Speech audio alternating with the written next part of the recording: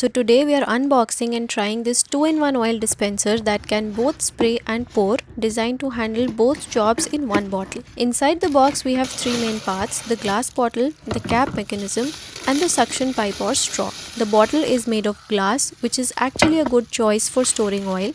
Glass doesn't react with oil, it doesn't absorb smell and doesn't stain over time. First, attach the rubber ring to the cap. This helps create a tight seal so the bottle doesn't leak. Next, attach the suction pipe to the bottom of the cap like this.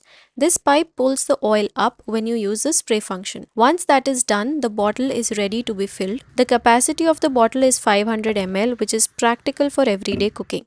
Here you can see two controls. First, let's try the spray function. Just press the black push button and the oil comes out as a fine spray. Now if you want to use it as a regular oil dispenser, you can switch the mode. Just push the black knob and the lid opens like this. Now you can pour the oil easily just like a normal oil bottle, and when you are done, simply pull the black button back and close the lid again.